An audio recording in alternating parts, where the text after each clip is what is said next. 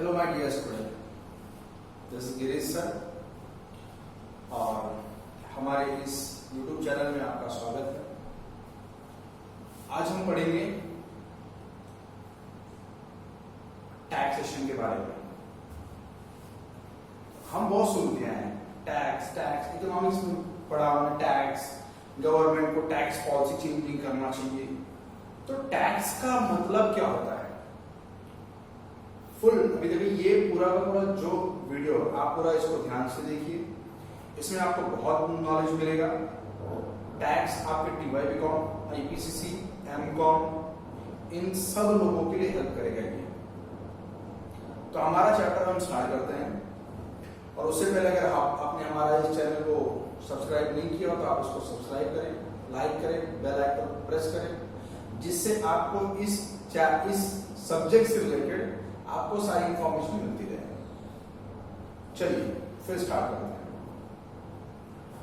हमारे चैनल का नाम है पैरिस फ्यूचर क्लासेस और आज हम पढ़ रहे हैं एक सब्जेक्ट TY/BCom में, MCom में, IPCC में जो बच्चे CA के लिए जाते हैं उनके लिए एक सब्जेक्ट आता है दैट इज टैक्सेशन। तो हमारा सब्जेक्ट है टैक्सेशन। टैक्स का मतलब क्या होता है? सबसे पहले हम पढ़ेंगे मीनिंग। मीनिंग मतलब टैक्स हम समझते हैं कि नहीं, टैक्स गवर्नमेंट चार्ज करती है, किसके ऊपर चार्ज करती है, कुछ तो इनकम होता है इसलिए उसको इनकम टैक्स कहते हैं, है ना। ये हमने ऐसा पढ़ा हुआ है। अभी हम डिटेल में चलेंगे। What is actual mean by tax? Tax का मतलब है पार्ट ऑफ इनकम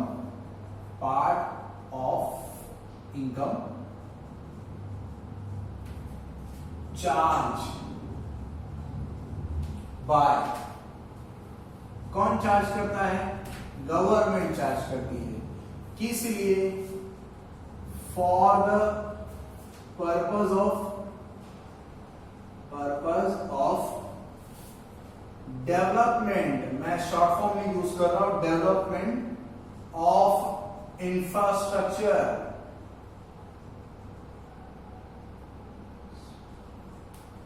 हमारे ऑफ आवर कंट्री।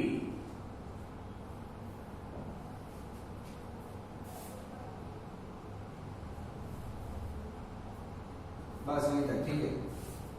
अपने देश का, ज्यादा नहीं तक। यही हमारा एक्चुअल मतलब है टैक्स का, कि टैक्स क्या होता है? Is a part of income. ये एक पार्ट ऑफ इनकम है जो कौन चार्ज करता है? गवर्नमेंट। देता कौन है? इंसान देता है।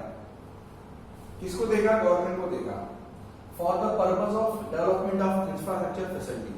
अपने भारत देश में जितने भी इंफ्रास्ट्रक्चर है, इंफ्रास्ट्रक्चर मतलब आप हमारे लिविंग से रिलेटेड जितनी भी जो हमारी लिविंग ऑफ स्टैंडर्ड को बढ़ाती हैं उनसे रिलेटेड, जैसे हॉस्पिटल, एजुकेशन, रेलवे, हाईवे, जो भी है ना, पार्क, अम्यूजमेंट, वाटर पार्क, जितना भी सब कुछ है जो डेवलपमेंट के लिए गवर्नमेंट करती है, गवर्नमेंट के अंडरटेकिंग में। जैसे रोड कौन बनाएगा? गवर्नमेंट बनवाएगा। हाईवे कौन बनाएगा? गवर्नमेंट बनवाएगा। एयरपोर्ट कौन बनाएगा? गवर्नमेंट बनवाएगी। रेलवे कौन बिछवाता है? गवर्नमेंट करवाती है। इलेक्ट्रिसिटी डिस्ट्रीब्यूशन कौन करता है? गवर्नमेंट करती है। तो ये सब जितने भी इंफ्रास्ट्रक्चर डेवलपमेंट होनी चाहिए इंडिया में, उनको डेवलप करने के लिए ही गवर्नमेंट क्या करती है? हमसे हमारे इनकम में से कुछ हिस्सा, कुछ पार्ट वो हम गवर्नमेंट को पे करते हैं, उसी को बोलते हैं that is a tax. Tax means a part of income paid, charged by government। कौन चार्ज करता है? गवर्नमेंट। काई के लिए चार्ज करती है? For the purpose of infrastructure development. अपने भारत देश के इंफ्रास्ट्रक्चर डेवलपमेंट के लिए गवर्नमेंट क्या करती है? हमसे कुछ पैसे चार्ज करती है। अभी हमारा जो टैक्स है वो कितने पार्ट में है हम जो पढ़ेंगे? हमारा टैक्स है, एक डायरेक्ट टैक्स में आता है, और एक दूसरा इनडायरेक्ट टैक्स में आता है। डायरेक्ट टैक्स हमें सैम 5 में है और ये जो है वो सैम 6 में है। Sam 5 Sam 6। डायरेक्ट टैक्स का मतलब क्या होता है? ये वो टैक्स है which is paid to directly, है ना, गवर्नमेंट या डायरेक्टली पेड टू गवर्नमेंट, ऐसा लिख सकते हैं इसको। इसको लिखो which is directly paid to government. Government को हम डायरेक्ट पे करते हैं, which is directly paid to government. ये क्या है? विच इज, ये सेम होगा इनडायरेक्टली पेड टू गवर्नमेंट। अब जैसे इन दोनों में फर्क क्या है?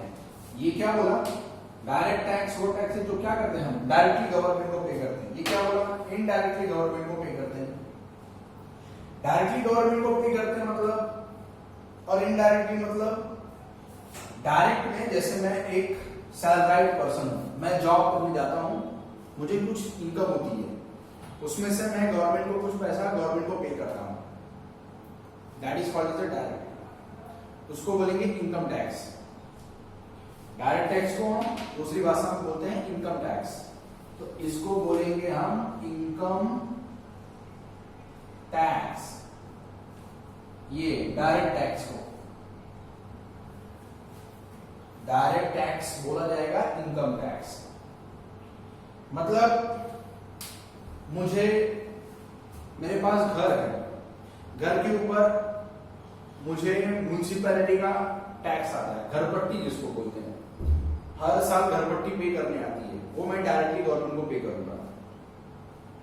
मैंने कोई गाड़ी बेची, कोई बंगला बेचा, उसके ऊपर जो टैक्स पे करूंगा वो गवर्नमेंट को पे करूंगा मैं डायरेक्टली। ये सब किसमें आ गए? सब डायरेक्ट टैक्स में आते हैं। मतलब वो टैक्स जो किसको पे करता हूं मैं? गवर्नमेंट को पे करता हूं। और ये क्या बोला? ये वो indirectly paid to government. Indirectly मतलब कैसे? जैसे मैं ये मार्कर परचेस किया, मार्कर की एमआरपी है 25 रुपया, तो 25 रुपए में इंक्लूडिंग टैक्स है, मतलब मैंने टैक्स किसको पे किया? रिटेलर को। रिटेलर किसको पे किया रहेगा? होलसेलर को। होलसेलर किसको? मैन्युफैक्चरर को। मतलब कई लोगों से टैक्स गवर्नमेंट के पास जाएगा, मेरा ही टैक्स कई लोगों के पास से जाएगा, उसी को हम बोलते हैं what? Indirect tax. Direct tax में को हम पूरा का पूरा इसको बोलेंगे दैट इज इनकम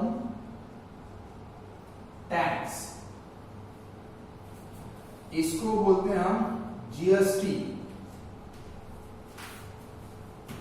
इसको इनकम टैक्स बोलेंगे, इसको जीएसटी बोलेंगे। तो फिलहाल हम 5th सेम पढ़ रहे हैं डायरेक्ट टैक्स के बारे में, तो let we continue as a income tax. तो इनकम टैक्स का हमने सिर्फ अभी टैक्स का थोड़ा सा डिस्क्रिप्शन देखा, फिर से बोल रहा हूं, इनकम टैक्स का मीनिंग क्या हुआ टैक्स का? A part of income charge by government for the purpose of, किसके लिए चार्ज करती है?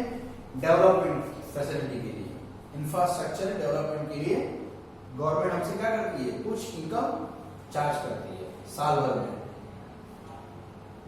टैक्स कितने पार्ट में होते हैं? 2 ही पार्ट में होता है, एक डायरेक्ट टैक्स, दूसरा इनडायरेक्ट टैक्स। डायरेक्ट टैक्स हम सेम 5 में पढ़ेंगे। ये जो है सब्जेक्ट बैफलो को भी है, बीएफएम, बीपीआई सबको है। All degree courses, post graduate, CA, IPCC बराबर, जिसको हम इंटरमीडिएट बोलते हैं, उन सबको है, उन सब के लिए हेल्प करेगा। तो डायरेक्ट टैक्स मतलब वो टैक्स जो हम किसको पे करते हैं? डायरेक्टली गवर्नमेंट को पे करते हैं, है ना। डायरेक्ट टैक्स को ही क्या बोलते हैं हम लोग? इनकम टैक्स बोलते हैं। एग्जांपल, जैसे हाउस प्रॉपर्टी टैक्स हो गया, बिजनेस टैक्स हो गया, है ना, और टीडीएस पे किया। These are what, these are example of income tax. Indirect tax किसमें पढ़ना है? 6-7 में पढ़ना है। इनडायरेक्ट टैक्स मतलब वो जो डायरेक्टली नहीं, अब तक मैं गवर्नमेंट को पे कर रहा था, अब कौन पे करेगा? अब मेरा टैक्स मैंने किसी और को दिया, वो किसी और को देगा। मैंने ये बोला ना, मार्केट परचेस किया मैंने, इसका पैसा मैंने किसको दिया? रिटेलर को। मतलब मैंने अपना टैक्स किसको दे दिया? रिटेलर को। रिटेलर किसको देगा? होलसेलर को। मतलब रिटेलर भी फाइलिंग करेगा, होलसेलर भी फाइलिंग करेगा, मैन्युफैक्चरर भी फाइलिंग करेगा, वहां से तीनों का सेट ऑफ होगा, उसी को बोलते हैं जीएसटी। तो हमें पढ़ना है डायरेक्ट टैक्स के बारे में।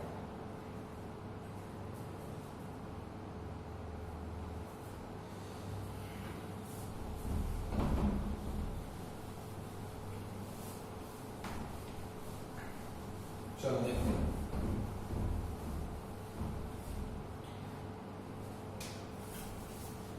सबसे पहले हम देखेंगे heads of income. Heads of income, heads मतलब इनकम कितने टाइप के होते हैं। तो हमारे इनकम टैक्स में जो बुक है इनकम टैक्स की, उसमें हेड्स ऑफ इनकम 5 टाइप की तरह है। पहला है फर्स्ट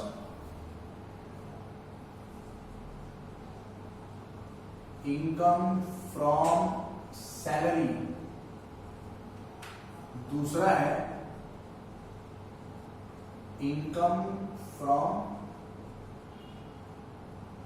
हाउस प्रॉपर्टी, तीसरा है इनकम फ्रॉम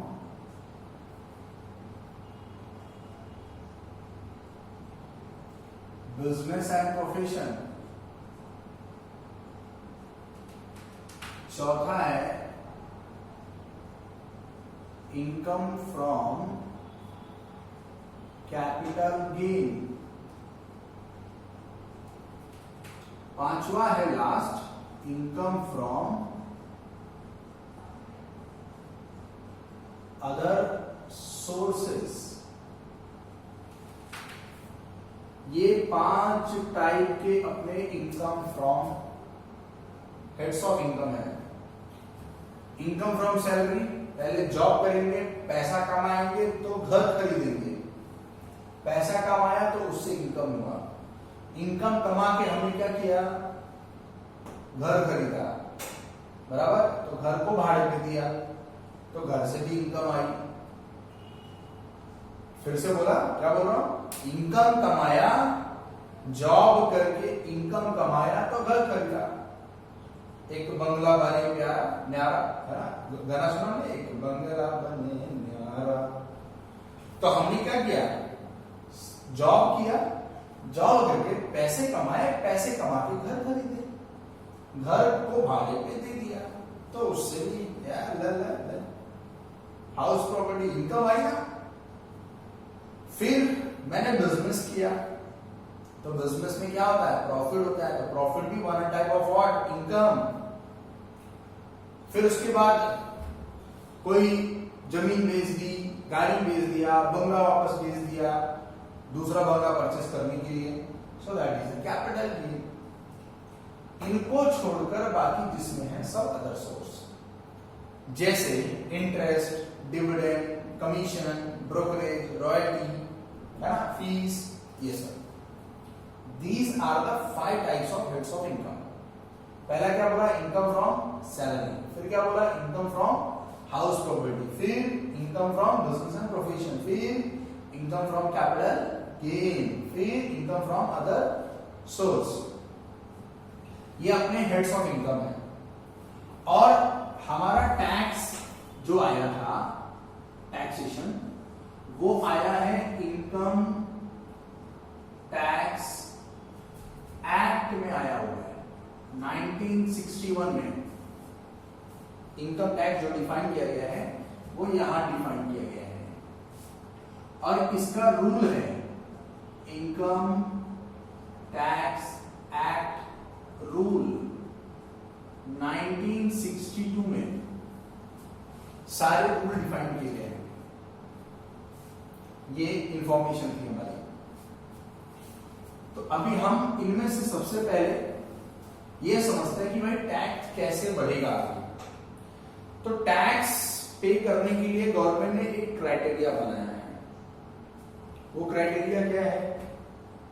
वो बोलते हैं कि अगर जो भी पर्सन टैक्स तभी भरेगा when he is a resident of India, जब वो इंडिया का आदिवासी रहवासी होगा, है ना। इंडिया का रहवासी होना चाहिए। रहवासी मतलब रेसिडेंट ऑफ इंडिया होना चाहिए। If you are resident of India then you are eligible to pay whatever income you have to earn, चाहे जहां से हो, इंडिया से, अब्रॉड से, सब you are eligible to pay tax to government. If you are a resident of India, अगर आप India के रहवासी हैं तो आप कहीं से भी इनकम अर्न करते हो तो आपको उसके ऊपर गवर्नमेंट को टैक्स देना पड़ेगा। चाहे हालांकि वो इनकम भले इंडिया की हो या कहीं और से हो, फॉरेन से हो, तो भी यू शुड बी लायबल, आप लायबल हैं बराबर टैक्स पे करने के लिए। तो गवर्नमेंट ने वो रेसिडेंट का क्राइटेरिया दिया, वो क्या है, उसके ऊपर चैप्टर है हमारा, दैट इज चैप्टर का नाम है residential status. Residential status, residential status क्या बोलता है कि if you are resident of India तो ही आप क्या होंगे, हम नॉर्मल पर्सन की बात कर रहे हैं। इंडिविजुअल के लिए जो है,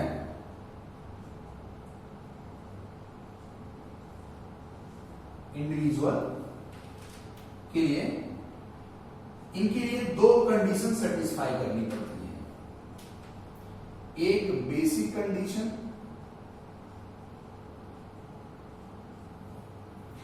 बेसिक कंडीशन, दो कंडीशन, पहले बेसिक समझेंगे फिर बाद में दूसरा।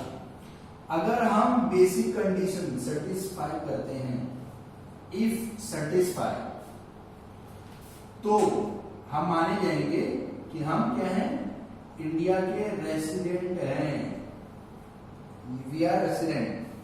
अगर हम नहीं करते हैं बराबर, अगर हम बेसिक कंडीशन सेटिस्फाई करते हैं तो we are resident of India, बराबर, रेसिडेंट ऑफ इंडिया। अगर हम बेसिक कंडीशन सेटिस्फाई नहीं करते, क्रॉस मतलब नहीं कर रहे हैं, तो हम एनआरआई माने जाएंगे। एनआरआई मतलब non resident of India, India के रहवासी नहीं है। अगर हम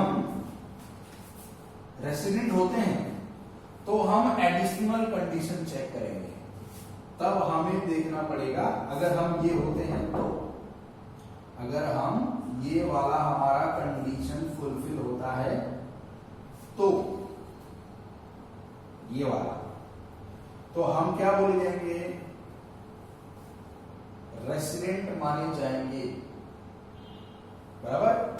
तो अगर हम रेसिडेंट हो गए तो हमें एडिशनल कंडीशन देखना पड़ेगा। अब ये एडिशनल कंडीशन क्या बोलता है, जैसे ये सेटिस्फाई हुआ वैसे अगर एडिशनल कंडीशन सेटिस्फाई होता है, अगर ये सेटिस्फाई हुआ तो हम रेसिडेंट एंड ऑर्डिनरी रेसिडेंट माने जाएंगे। अगर हम एडिशनल, ऑलरेडी रेसिडेंट हो चुके हैं, हम ऑलरेडी रेसिडेंट हम लोग हो चुके हैं, तो रेसिडेंट है ही ऑलरेडी, और अगर ये सेटिस्फाई करते हैं एडिशनल भी, तो हम ऑर्डिनरी सामान्य रेसिडेंट माने जाएंगे, ऑर्डिनरी रेसिडेंट। अगर हम सेटिस्फाई नहीं करते हैं तो हम resident but non ordinary resident माने जाएंगे। ये बट है, बट BUT, बट रेसिडेंट तो है बट नॉन ऑर्डिनरी है। रेसिडेंट है तभी एडिशनल जा रहा है ना, है तभी, बराबर।